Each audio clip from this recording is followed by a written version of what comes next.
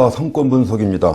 자, 이번 시간에는 그 제1장 중에서 제2절 보겠습니다. 2절에서는 그 상권 설정 및 분석에 대한 내용이 나옵니다.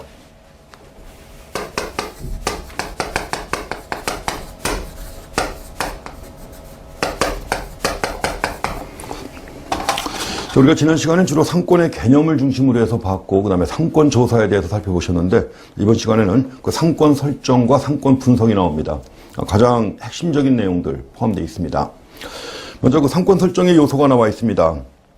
그 상권 설정의 요소 해가지고, 먼저 1번에 그 상권 범위의 의의와 결정 요소가 나와 있는데, 앞에서 말씀드린 것처럼 그 상권의 범위라고 하는 것은 고정된 것이 아니라고 그랬죠. 자, 고정된 것이 아니고, 자, 여러 가지 그 영업의 종류라든가, 업종의 종류라든가, 사업장의 규모라든가 등등 여러 가지 요인에 의해서 늘 변화합니다.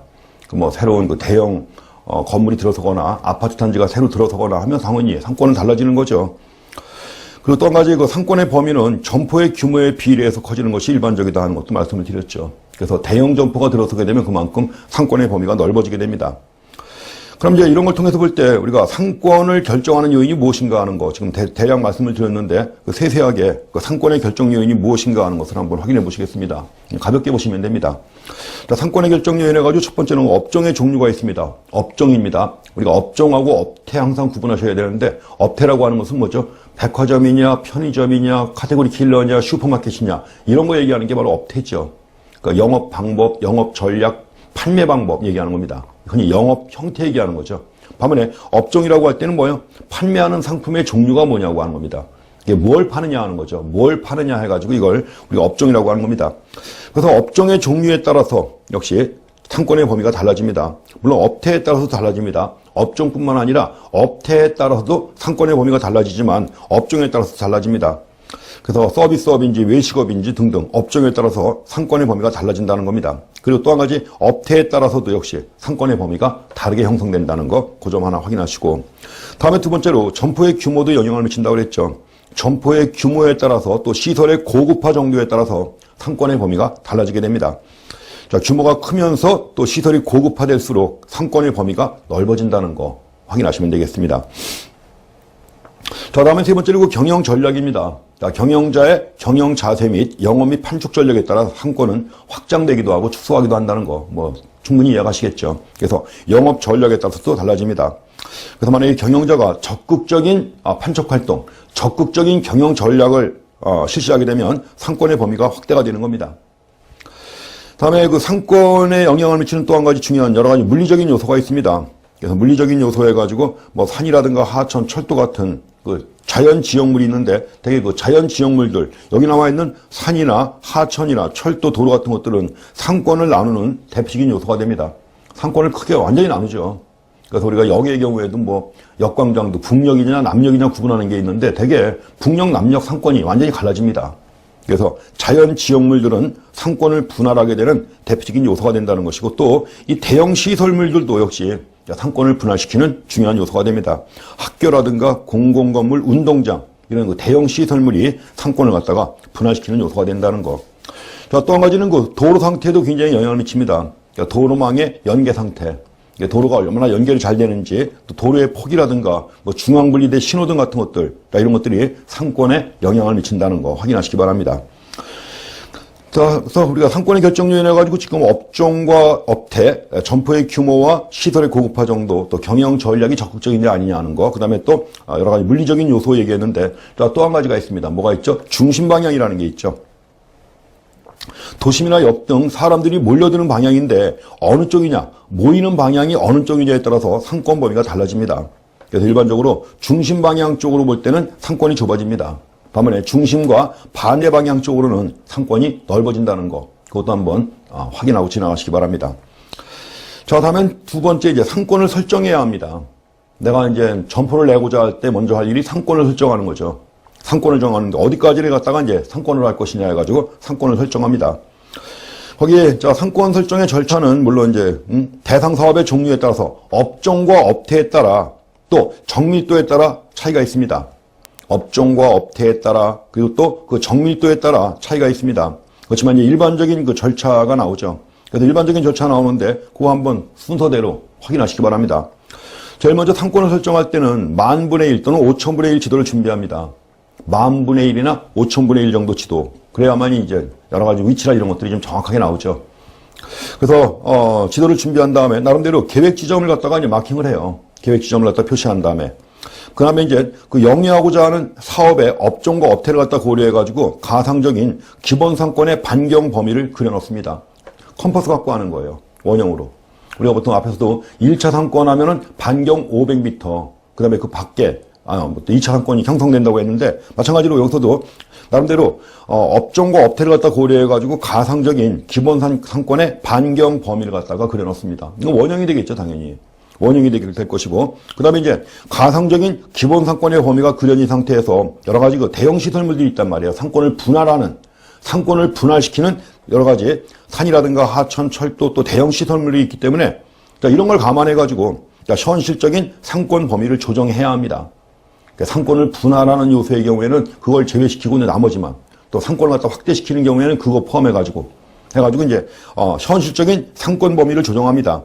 그리고 나서 이제 그 조정된 상권에다가 여러 가지 경쟁점의 위치 및 경쟁점의 영향권이라든가 또 도로의 연계 상황이라든가 중심 방향 이런 걸 감안해가지고 보다 현실적인 상권 범위를 확정하게 되는데 이때 확정된 상권 범위는 대개 뭐예요? 아메바형이죠. 아메바형. 부정형입니다. 쉽게 얘기하면.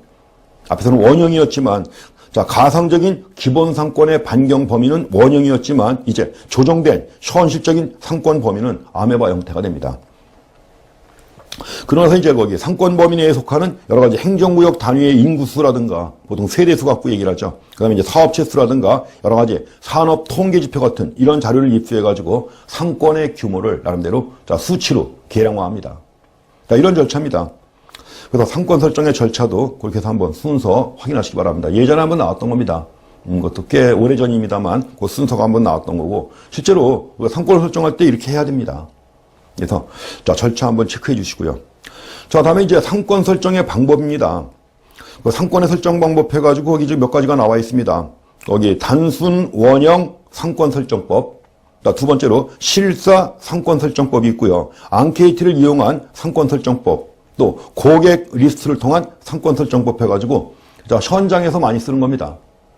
원래 여기에 대한 내용들이 그 박주관이라고 하는 예전에 그 창업 컨설팅을 주로 하시던 분이 있는데 그 컨설팅 회사에서 만든 실전 상권 분석이라는 책이 나와 있는데 실제로 상권 분석할 때 쓰는 겁니다. 지금도 여러 가지 뭐 대형마트 같은 경우에 점포를 내려고 할 때도 그렇고 아니면 나머지도 그렇고 해서 보통 체인화돼 있잖아요. 그 체인점 본부에서는 상권 분석 전문가들이 굉장히 많습니다. 그래서 그 전문가들이 이제 실제로 많이 사용하는 방법들 이런 걸 가지고 이제 만든 책입니다. 그래서 나중에 뭐 실제로 이제 이런 일을 하거나 이럴 때는 많이 참고해야 될 책 중에 하나입니다. 그래서 보통 4가지에서 구분합니다. 그래서 고객 리스트를 통한 상권 설정법까지 4가지로 구분하게 되는데, 자, 그 중에 첫 번째가 단순 원형 상권 설정법입니다. 앞에서 말씀드린 것처럼 가상적인 기본 상권의 반경 범위를 그려놓고 원형이 된다고 그랬죠. 이런 식으로 하는 겁니다. 그래서 단순 원형 상권 설정법. 단순합니다. 글자 그대로. 단순하고 간편하게 상권을 설정할 수가 있죠. 그래서 일단 1차적으로 가장 많이 활용되는 상권 설정 방법입니다. 그래서 일단 그 기본적인 흐름은 그렇습니다. 기본 상권의 범위를 정해서 상권 내 인구, 즉 세대수를 정해야 돼요. 세대수를 산출한 다음에 그 상권 인구를 기초로 해가지고 예상 매출액을 산출합니다. 가능한 매상고죠. 그러고 나서 더 필요한 경우에는 설정한 상권에서 경합 영향도, 그러니까 경쟁점이 있을 때 그 경쟁점하고의 경합 영향도를 계산해가지고 역시 예상 매출액을 좀 더 정확하게 산출하게 됩니다. 이런 방법이에요. 그리고 이제 기본적으로 이제 그럼 뭐 반경 몇 킬로로 할 것인가, 원형인데 반경 몇 킬로로 할 것인가 하는 건데 대개 교외형 점포의 경우에는 기본 상권을 2 내지 3km 정도로 합니다. 그리고 자 도시형 점포의 경우에는 기본 상권을 500 내지 1km 정도로 설정합니다. 그것도 체크해 주시고. 그래서 거기 이제 구체적으로 예상 매출액까지 구해야 되는 건데 예상 매출액 구하려면 그 동그라미 3번에 나와 있습니다. 상권 인구를 먼저 정해야 되는 거죠. 그래서 먼저 점포를 중심으로 해서 반경 500m의 원을 갖다 그립니다. 500m의 원을 갖다 그리고 그 다음에 이제 500m 안에 인구 데이터를 조사합니다. 인구 데이터야 다 지금 공개돼 있죠. 여러 가지 행정 정보가 다 공개가 돼 있기 때문에 이런 거 구하는 것이 어렵지 않습니다. 과거엔 이런 거 구하는 것도 쉽지 않았어요. 뭐 통계 자료 집해갖고 나와 있는 거 이외에 좀 더 세밀한 내용들을 알 수가 없었지만 지금은 행정 정보를 청구하게 되면 뭐요? 세세한 내용까지 다 알 수가 있습니다. 그래서 그만큼 이제 조사가 쉬워진 거죠. 그 다음에 또 500m 이내에 만약에 다른 구역의 경계선이 존재하는 경우가 있잖아요. 다른 구역의 경계선이 존재하는 경우에는 면적 배분을 해가지고 상권 인구를 구합니다.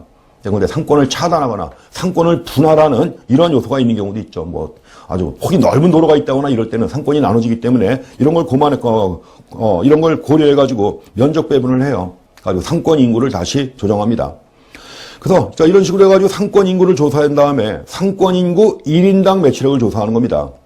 그리고서 이런 것들은 이제 기존에 나와 있는 기존 점포가 있잖아요. 기존 점포의 자료가 있는 경우에는 기존 점포의 자료를 기초로 해가지고 신규 후보 점포의 매출을 예측할 수가 있습니다. 자, 기존 점포의 경우에는 이미 영업을 했잖아요. 영업을 했기 때문에 데이터가 있죠.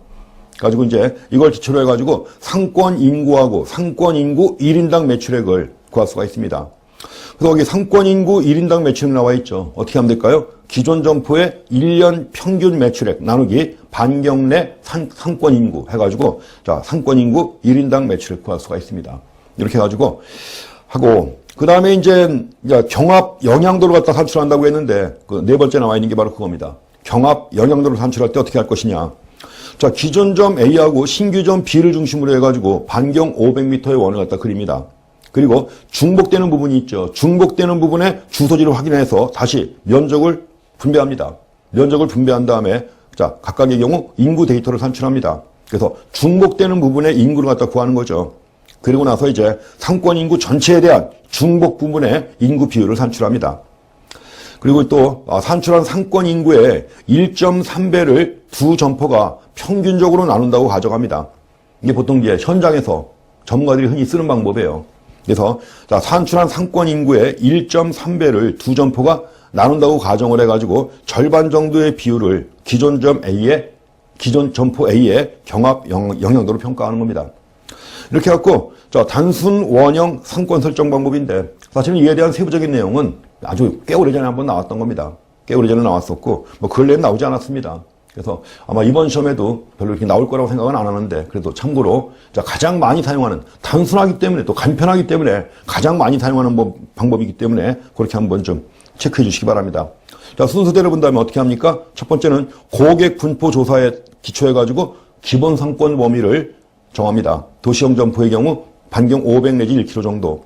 그러고 나서 두 번째 할 일이 뭐예요? 상권 인구를 산출합니다. 보통 500m 원을 갖다 그려가지고 반경 500m 원을 그려가지고 상권 인구를 산출하고 또 매출 예측을 하는 거죠. 그리고 나서 세 번째로 경합 영향도를 산출한다는 거.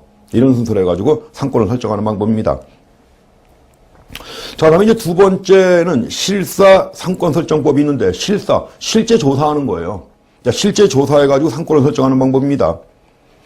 그래서 여기서 이제 이건 뭐 지도상에서 하는 게 아닙니다. 우리가 단순 원형 상권 설정법은 지도를 놓고 하는 거란 말이에요. 지도를 놓고 하는 거지만 실사 상권 설정 방법은 뭐예요? 현장에 나가서 실제 조사하는 겁니다. 걸으면서 보기도 하고 또 승용차를 운전해 가면서 보기도 하고. 그래서 여기에서도 자, 실사 상권 설정법에도 자, 도보에 의한 상권 설정법이 있고요. 그 다음에 자, 버스 승차 조사에 의한 상권 설정법이 있습니다. 그 다음에 실제로 차를 운전하면서 조사하는 방법이 있습니다. 이 세 가지가 나와 있죠.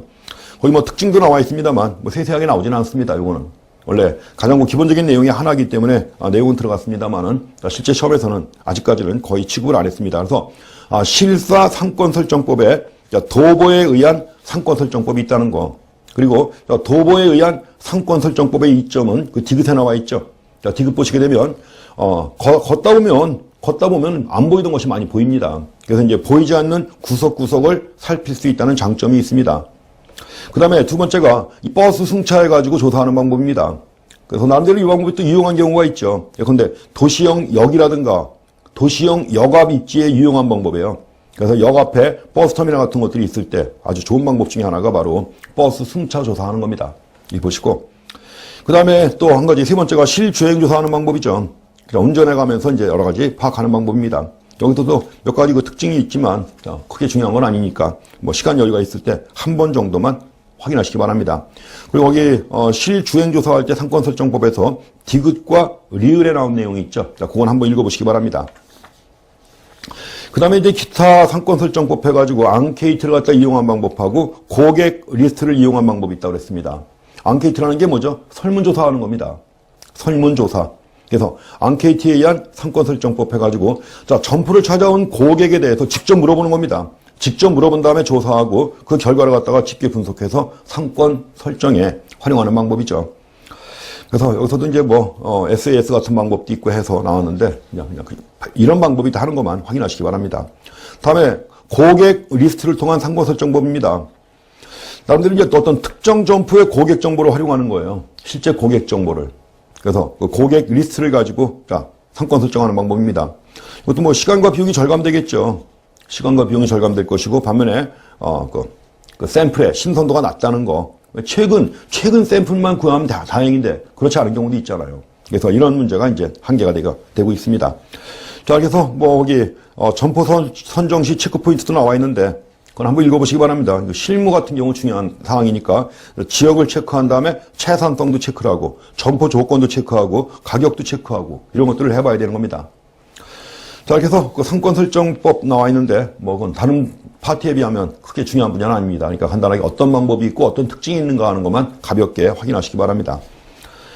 자, 다음에 이제 네모 2번에 그 상권 분석의 개념과 평가 방법이 있는데 여기서부터는 이제 또 시험 문제가 아주 쏟아져 나옵니다.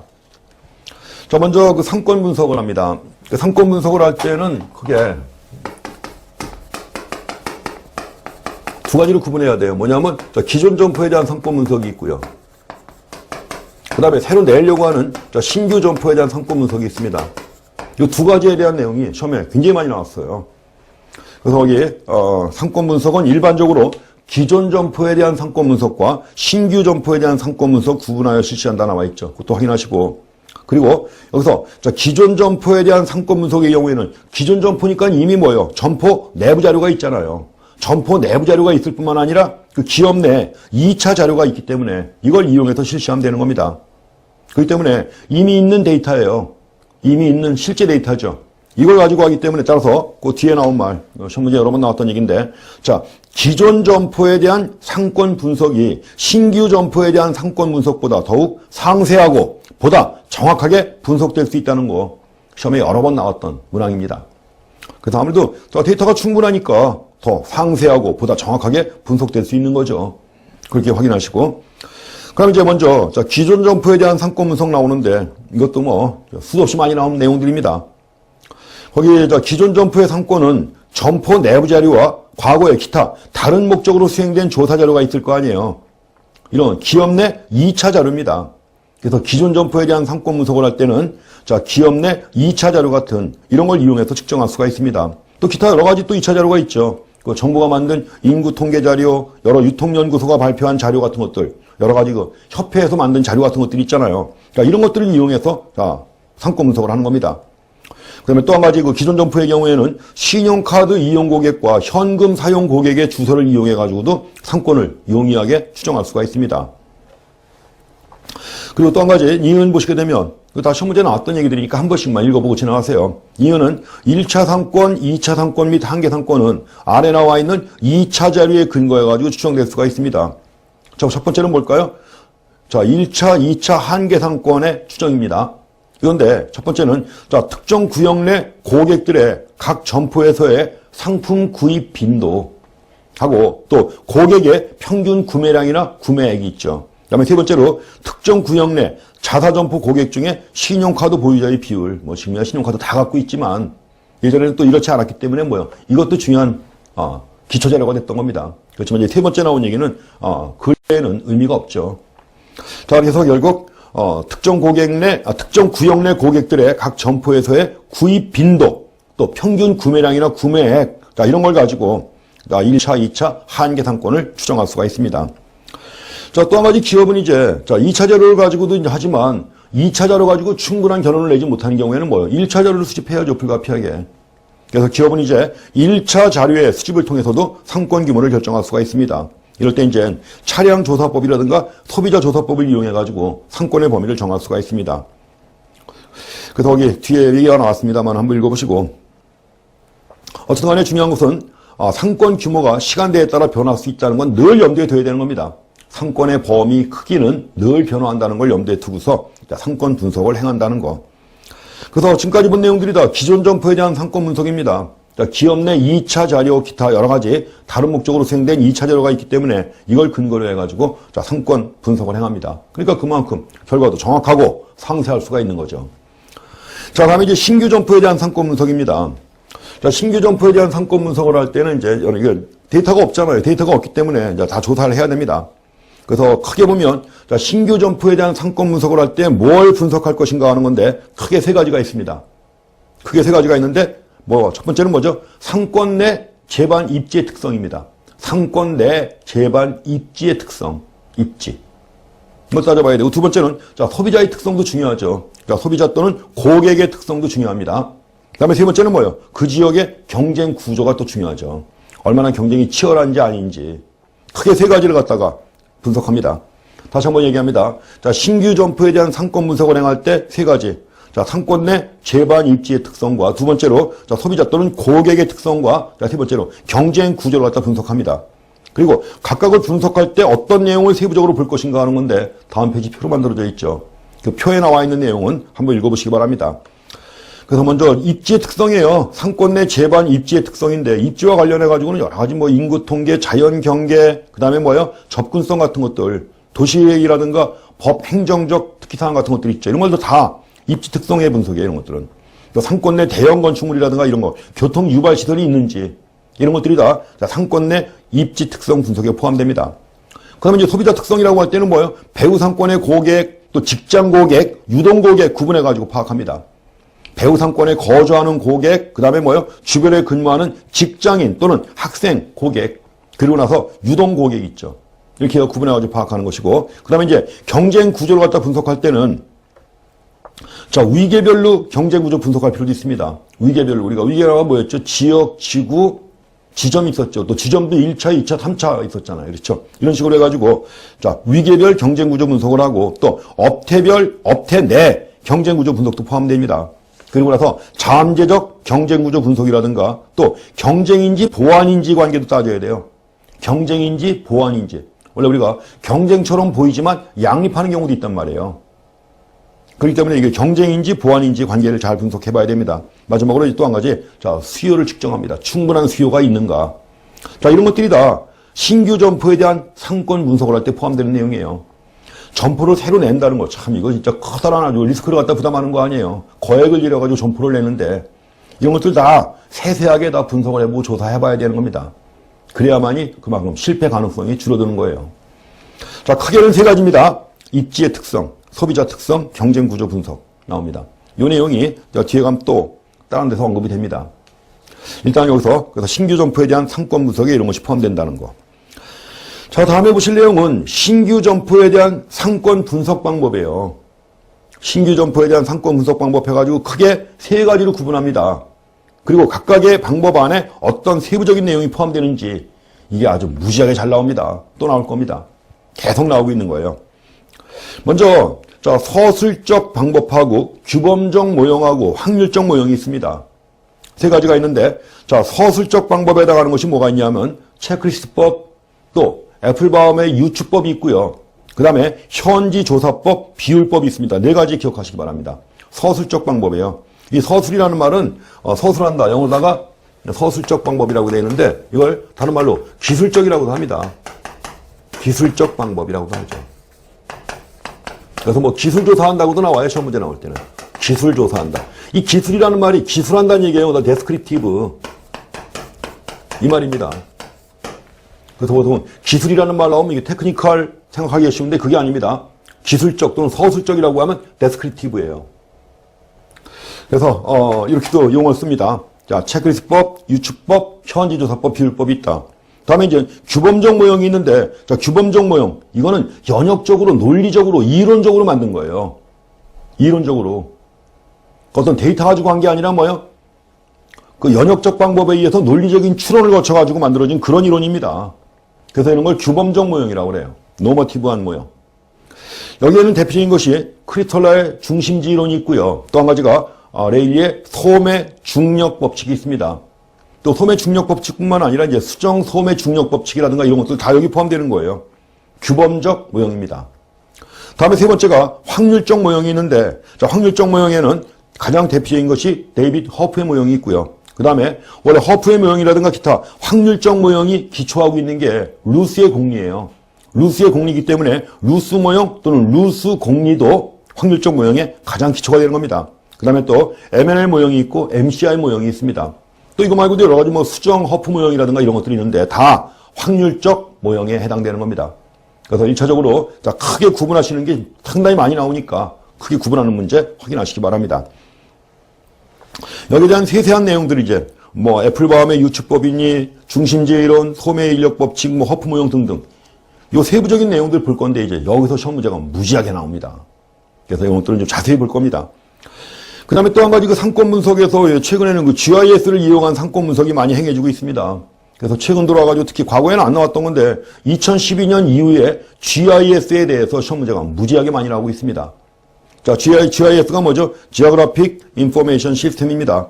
흔히 얘기하는 지리정보 시스템이에요. 자, 과거엔 지도라든가 지리정보가 인쇄물 형태로 이용됐잖아요. 근데 이걸 컴퓨터에 다 입력이 돼 있단 말이에요. 모든 지리정보가. 가지고 컴퓨터에 입력된 그 지리정보를 갖다가 작성 관리한 다음에 여기서 얻은 정보를 기초로 해가지고 데이터를 갖다 수집 분석 가공해서 상권 분석이라든가 등등 지형과 관련되는 모든 분야에 적용할 수가 있죠. 대표적인 게 뭡니까? 내비게이션이에요. 내비게이션 진짜 기가 막히게 정확하지 않습니까? 이 내비게이션은 GIS가 없으면 뭐요? 내비게이션 못 만듭니다. 이거는. 그 안에 여러 가지 하다못해 뭐 과속방지 턱이 어디 앞에 있는 것까지 진짜 아주 정확하게 나오지 않습니까? 그때그때 위치 추적해가지고 놀랍죠 진짜. 이게 지리정보가 그만큼 상세한 지리정보가 있기 때문에 가능한 겁니다. 그래서 이걸 이용해가지고 여러 가지 상권 분석도 행하고 또 지형과 관련된 모든 분야에 적용을 하기 위해서 설계된 종합정보 시스템을 지리정보 시스템이라고 하는 겁니다.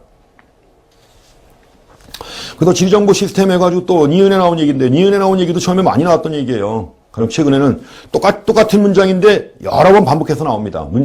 문제마다. 그래서 요거하고 이제 똑같은 문제가 근데 뭐 2014년 3회도 나왔던 건데 그 똑같은 문제가 2016년 1회에도 나오고 뭐 그냥 늘 나오는 얘기입니다. 그래서 자, GIS는 뭐냐? 자, 컴퓨터를 이용한 지도 작성 매핑 체계입니다. 컴퓨터를 이용한 지도 작성 체계에다가 뭐야? 데이터베이스 관리 시스템입니다. DBMS죠. 그 DBMS의 결합을 통해서 공간 데이터를 수집, 생성, 저장, 분석, 검색, 표현하는 등의 다양한 기능을 기반으로 해가지고 상권 분석에 활용되는 겁니다.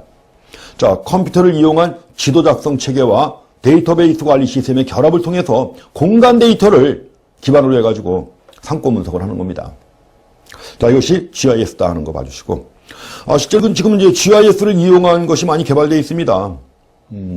거기, 소상공인 상권정보 시스템 해가지고 이건 중소기업청이 주관해가지고 중소기업청의 주관하에 BC카드하고 소상공인 시장진흥공단이 있습니다. 둘이 협업해서 만든 거예요. 이거 전국의 상권 분석 정보를 다 제공합니다, 이거는. 그래서 시, 군구별 상권 분석이라든가 업종 밀집 지역과 매출 통계라든가 임대 시세 통계라든가 임대 시세, 임대료가 얼마인지 이런 것들. 또 지역별 권리금, 보증금 다 조사해서 들어가 있습니다. 점포 과밀 정도, 또 점포 이력 관리. 얼마나 기존 점포가 나가고 새로운 점포가 빨리 들어오는지 이런 거 많이 있지 않습니까? 요새 경기가 어려우니까. 결국 돈 버는 건 인테리어 업체만 돈 번다고 하잖아요. 간판 업체하고. 이런 것들 다 서비스를 제공하는 겁니다. 그래서 중소기업, 정부가 주관해서 만든 거예요. 그러니까 이것도 이제 거기 인터넷 주소 나와 있습니다. 인터넷 주소 해가지고 sg.smpa.go.kr이에요. 중소기업청이 주관해서 만든 겁니다. 이것이 이제 2015년 말에 유통관리사 NCS 개발할 때 제가 들어갔다고 했는데 NCS 개발에서 주로 이제 제가 많이 담당한 분야가 여러 분야 전문가들이 다 들어왔습니다. 대학 교수, 현장 전문가들, 뭐 대형 점포들의 뭐 책임자들 뭐 다 들어오고 또 컨설팅 하는 분도 들어오고 해갖고 많이 참여했는데 제가 많이 참여한 분야 중에 하나가 상권 분석 분야를 이제 주도적으로 참여했습니다. 그래서 상권 분석을 할 때 이런 것들이 이제 굉장히 중요하게 이용되는 거죠. 그래서 이제 이런 것들을 갖다 실제 활용할 수 있게 NCS 개발에 포함을 시켰습니다. 이것도.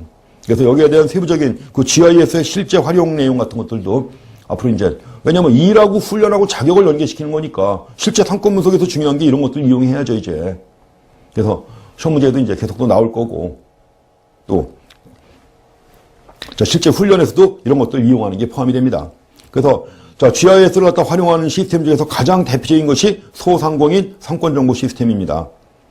그 여기서 제공하는 서비스가 뭐예요? 시, 군, 구별 상권 분석, 또 업종 밀집 지역과 매출 통계 같은 거, 자, 임대 시세 통계라든가, 자, 지역별 권리금 보증금, 또 점포 과밀 정도, 점포 이력 관리, 이런 서비스가 제공된다는 거, 그것도 구체적으로 확인하시기 바랍니다.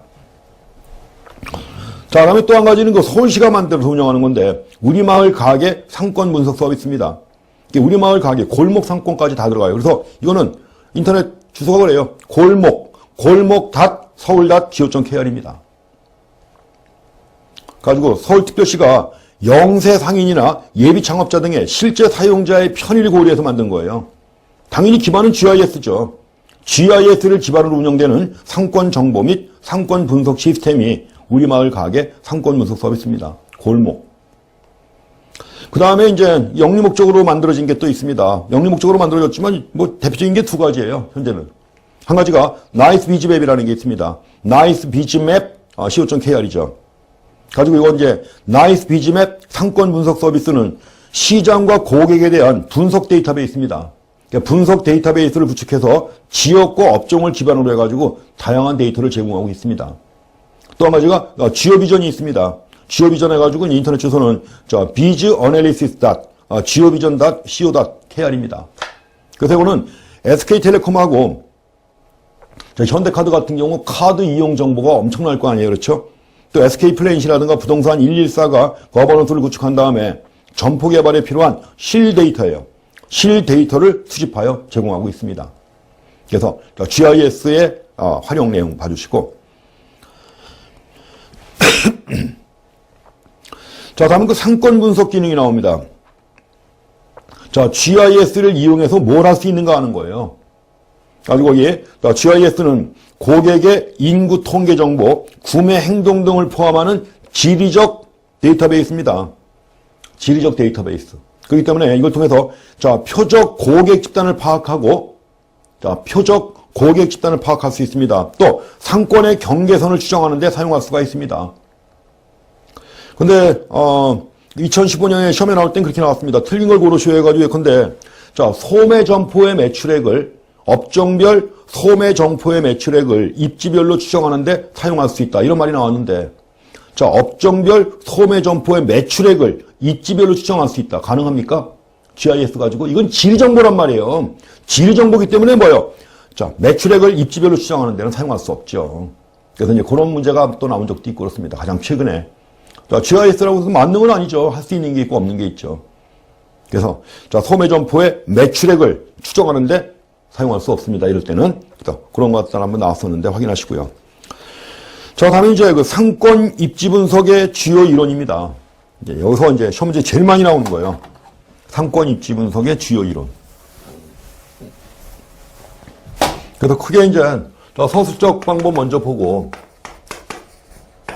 그 다음에 규범적 모형 볼 겁니다. 규범적 모형 보고 그 다음에 확률적 모형 볼 겁니다. 차례대로. 특히 이제 서술적 방법에서 때 애플밤의 유추법이 엄청 잘 나오지만 이것도 이제 보시고 이 두 가지에서 주로 대부분 첫 문제가 나옵니다. 그리고 이런 경우에 지금 계산 문제도 계속 나오고 있어요. 계산 문제가 나오고 있는데 근데 계산 문제라는 게 수준이 높은 게 아닙니다. 물론 이제 공식을 알아야 되는 경우도 있지만 공식을 몰라도 대충 파악하면 풀 수 있는 문제. 실제로 뭐 계산 문제가 나온다고 하더라도 이미 나왔던 문제 한 번만 풀어보시면 그 뒤에 나오는 문제는 다 풀립니다. 정형화된 문제들이에요. 그래서 계산 문제 나온다고 해서 너무 겁먹지 말고 오히려 반가운 문제예요. 이게 반갑게 딱 답 떨어지게 풀 수 있는 그런 문제. 그래서 이런 내용들 보시겠습니다. 먼저 서술적 방법에 의한 그 상권 분석해가지고 제일 먼저 체크리스트가 나옵니다. 두 가지만 볼 겁니다. 체크리스트 방법하고 그 다음에 애플밤의 유추법, 어널로지, 유추법 볼 것이고요. 나머지 현지조사법하고 비율법이 있는데 현지조사법과 비율법은 이것이 서술적 방법이라는 것만 기억하시면 됩니다. 왜냐하면 내용도 뭐 이렇게 특별히 언급할 거 없고 시험 문제도 나오지도 않고 그렇습니다. 그래서 내용으로 봤을 때는 체크리스트법하고 애플바움의 유추법 두 가지 갖고 보겠습니다. 먼저 체크리스트법입니다. 체크리스트가 뭐예요? 체크할 사항들의 리스트예요. 그러니까 어떤 사항들이 체크할 사항이 검토할 사항이죠. 상권 분석을 할 때 검토할 사항들을 리스트 쭉 나열합니다. 쭉 나열한 다음에 뭐예요? 각각의 나열된 항목에 대해서 분석해보는 거예요. 그래갖고 이제 각각의 나열된 항목을 갖다 대개는 이제 각각의 항목에 대해서 또 점수를 갖다 부여하는 경우도 있죠. 5, 4, 3, 2 이래가지고 점수를 갖다 부여한 다음에 이걸 합산해가지고 평가하는 방법도 있고 이럴 때 다 이게 체크리스트예요. 그래서 체크리스트 해가지고 체크리스트법 나와 있습니다. 자, 상권의 규모에 영향을 미치는 요인들 여러 가지 다양한 요인들을 쭉 나열합니다. 나열한 다음에 이 각각에 대한 평가를 통해서 시장 잠재력을 측정하는 방법입니다. 이것도 시험 문제 그대로 나왔던 용어예요. 자, 체크리스트법은 상권의 규모에 영향을 미치는 요인들을 수집하여 이들에 대한 평가를 통해 시장 잠재력을 측정하는 방법이다. 또 한 번은 박스에 이걸 제시한 다음에 이게 무슨 방법이냐 그렇게 나온 겁니다. 체크리스트법을 찾는 거죠, 답을. 그래서 문제가 나왔던 겁니다. 그래서 첫 번째 나와 있는 그 문장 처음에 잘 나오는 문장입니다. 그래서 특정 상권의 재반 특성을 여러 항목으로 체크리스트예요, 리스트. 여러 항목으로 구분하여 조사한 다음에 이걸 바탕으로 해가지고 신규 점포의 개설 가능성, 점포를 내도 되겠는지, 자, 신규 점포의 개설 가능성 여부를 평가하는 방법입니다. 가지고 이제 체크리스트법에 의한 상권 분석 결과는 물론 이제 1차적으로 중요한 게 신규 점포를 개설할 것인가 말 것인가 이걸 판단할 때 중요하게 이용되지만 그러나 뭐요? 마케팅 전략에도 반영될 수가 있습니다. 그래서 체크리스트법에 의한 상권 분석 결과는 신규 점포의 개설은 물론이고 마케팅 전략에도 반영된다는 거 확인하시기 바랍니다.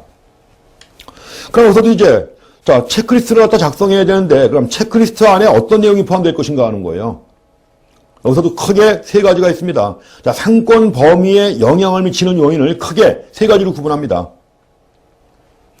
자, 상권 내 재반 입지의 특성과 상권 고객, 소비자의 특성이에요. 세 번째로 상권의 경쟁 구조로 구분해가지고 분석을 합니다. 어때요? 세 가지 좀 본 기억나시죠? 자, 상권 내 재반 입지의 특성, 그 다음에 상권의 고객 또는 소비자의 특성, 세 번째로 상권의 경쟁 구조 나와 있죠. 우리 앞에서 봤던 겁니다. 이 내용은. 앞에서 어디 나왔냐면 신규 점포에 대한 상권 분석 내용 봤었잖아요.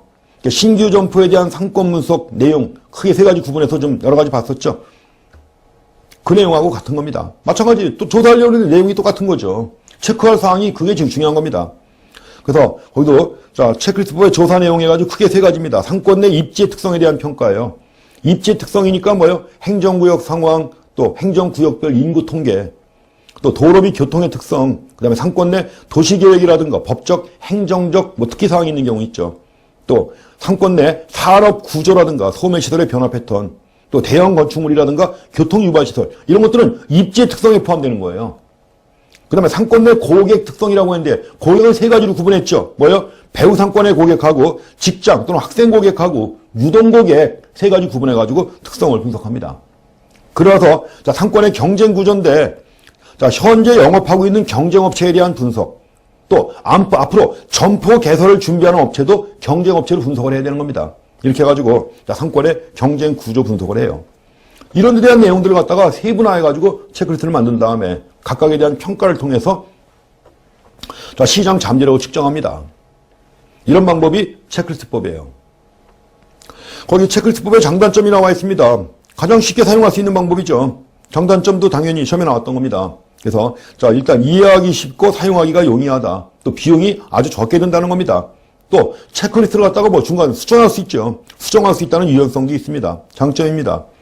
그렇지만 이제 체크리스트를 만들 때 어떤 사항을 점검할 것인가 하는 거 있죠. 또 변수를 선정하는 과정, 또 그 변수를 해석하는 과정에서 조사자의 주관성이 개입될 수 있다는 문제점이 있습니다.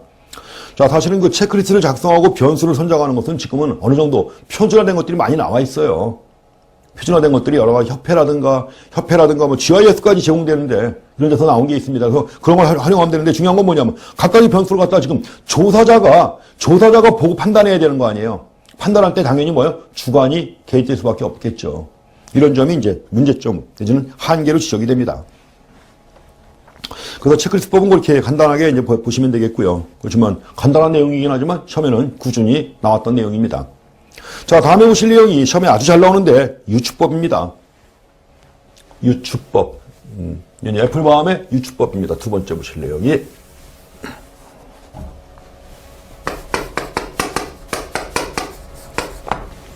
자, 유추법 나와 있습니다.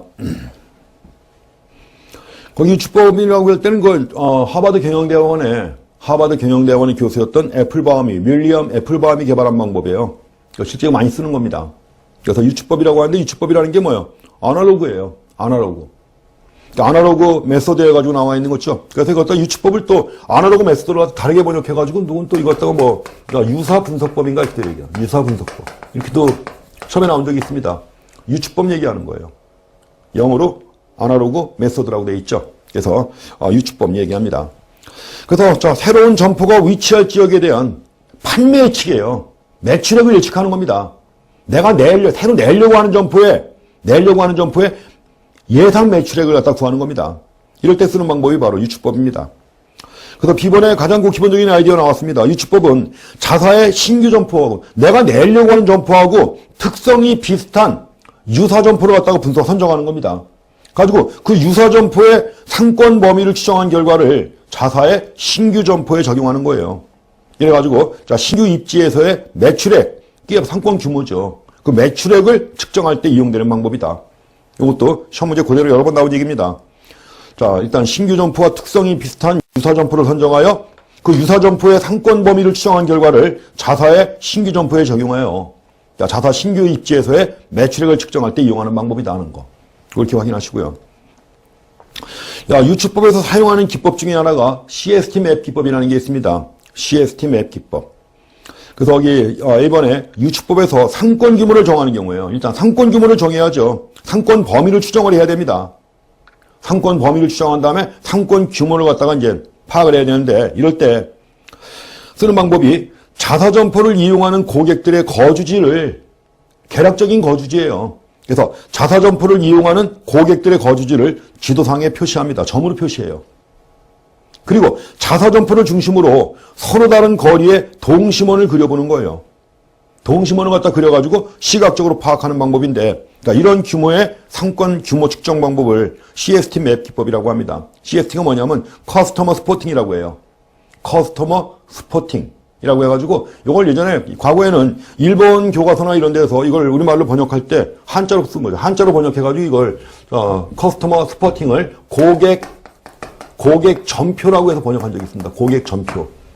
가지고 이걸 또 고객 전표법 지도라고 그래요. 이게 CST 맵 기법인데 그 CST를 갖다가 고객 전표라고 해서 번역한 적이 있습니다. 혹시나 옛날 건데 또 문제를 낼 때 또 이런 용어 아직도 쓰는 사람들이 있습니다. 그래서 CST 맵 기법이다 해가지고 확인하시기 바랍니다. 거기 대표적인 그 CST 맵 예가 나와 있습니다. 거기 나와 있는데, 거기 맨 가운데 네모난 점이 뭐예요? 점포입니다. 그럼 점포를 중심으로 해가지고 뭐예요? 원을 갖다 그린 거죠. 반경 1마일, 2마일, 그러니까 500마일, 그러니까 0.5마일, 1마일, 이런 식으로 해가지고 원을 갖다 그린 거예요. 고객이 거주하는 지역을 점으로 찍은 다음에 이런 식으로 해가지고 동심원 그린 거죠. 이런 식의 이제 측정 방법입니다. CST 맵 기법이라고 그래요. 그리고 B번 보시게 되면 CST 맵 기법은 1차 자료와 2차 자료를 이용해가지고 고객의 거주지역 분포를 파악하는 방법입니다. 당연히 이미 존재하고 있는 2차 자료보다는 현재 과제를 해결하기 위해 수집한 1차 자료를 이용하는 경우 정확도가 높겠죠. 새롭게 수집한 자료입니다. 상권 분석을 위해서 새롭게 수집한 자료를 이용하는 경우에 당연히 정확도가 높죠. 그리고 자료는 내점객을 상대로 설문조사하거나 내점객을 상대로 설문조사하면 이게 바로 뭐예요? 이게 1차 자료죠.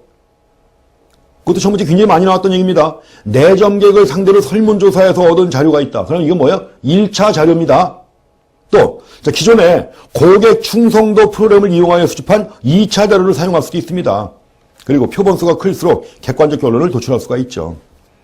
특히 D번 잘 봐주시기 바랍니다. CST 맵 기법은 상권의 규모를 파악하는 것은 물론이고 상권의 범위를 정해가지고 상권의 규모를 파악하는 것은 물론이고 고객 특성 조사라든가 광고 및 판촉 전략 수립이라든가 경쟁 정도의 측정이라든가 점포 확장 계획 등 자, 소매 정책 수립에 유용하게 이용할 수 있다는 거. 여러 번 나온 겁니다. 자, D번 특히 중요합니다.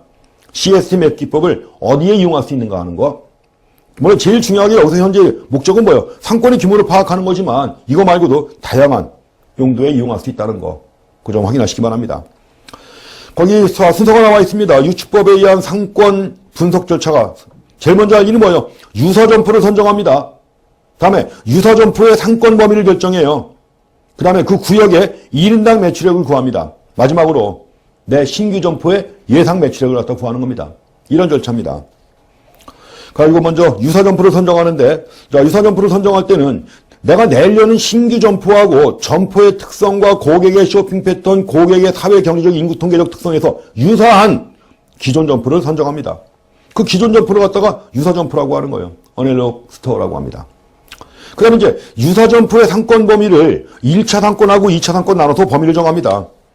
그리고 이제 유사 점포의 상권 규모는 유사 점포를 이용하는 소비자와의 면접이나 실사를 통해 수집된 자료, 1차 자료죠. 이걸 토대로 추정합니다. 그리고 나서 이제 전체 상권을 단위 거리 0.1마일, 1마일, 1.5마일 등등 해가지고 그렇게 해서 단위 거리에 따라 소규모 구역으로 나눕니다.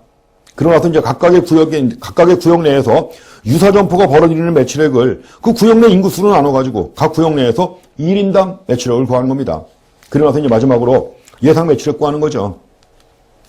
그래서 예상 매출액 구할 때는 자, 신규 점포가 들어서려는 지역의 상권의 크기 및 특성이 유사 점포의 상권과 동일하다고 가정합니다. 물론.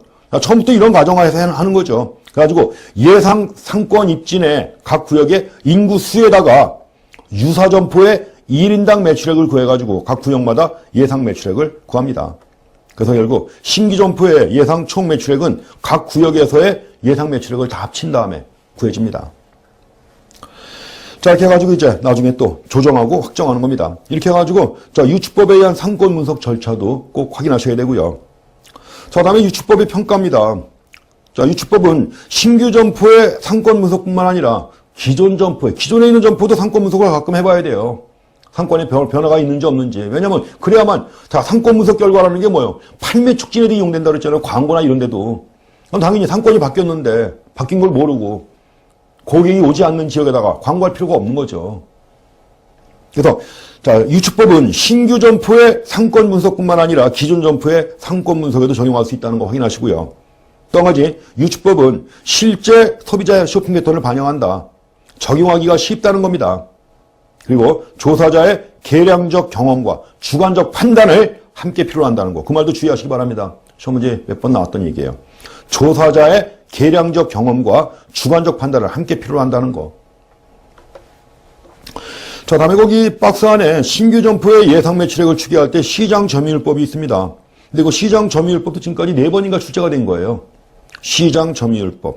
그래서 마켓 쉐어 어프로치라고 해가지고 자, 상권 내 상권 내 업태의 연 매출액 추정을 위해 필요한 요소. 이걸 물어본 겁니다. 그러니까 시장 점유율법에서 상권 내 업태의 연 매출액 추정을 위해서 필요한 요소에 포함되지 않는 게 뭐냐 이런 거예요. 그러니까 여기 보면 뭐 특정 필요한 요소인데 뭐가 있죠? 상권 내 특정 업태 혹은 점포에서의 소비 지출액 비율, 또 가구당 연 소득 금액 중 특정 상품에 대한 소비 지출액 비율, 또 한 가지는 가구당 평균 소득액 이런 겁니다. 이런 걸 가지고 이제 시장 점유율을 갖다가 파악해가지고 예상 매출액을 추계하는 겁니다. 그래서 예전에 뭐 시험 문제 나왔을 때 틀린 거 고르시오 나왔던 게 그런 겁니다. 근데 뭐 점포에 대한 소비자의 만족도가 들어가냐? 안 들어가겠죠, 당연히. 그래서 점포에 대한 소비자의 만족도 이런 것들은 굉장히 주관적인 거 아니에요. 만족도. 물론 점포에 대한 소비자 만족도가 매출에 영향을 미치긴 하지만 얼마나 영향을 미칠 것인지 판단할 수 없죠. 이런 것들은. 그래서 이런 걸 집어넣은 다음에 틀린 거 고르시오 하는 문제가 나왔던 겁니다. 그래서 여기서 시장 점유율법에서 연 매출액 추정을 위해서 필요한 요소에 뭐가 있는지 그거 여기 3가지가 나와 있습니다. 그거 한번 확인하고 지나가시기 바랍니다. 자, 기타 이제 서술적 방법에 지금까지 본 체크리스트법, 유추법 말고도 현지 조사법이 있고 비율법이 있습니다. 근데 현지조사법이나 비율법은 한 번도 안 나온 겁니다.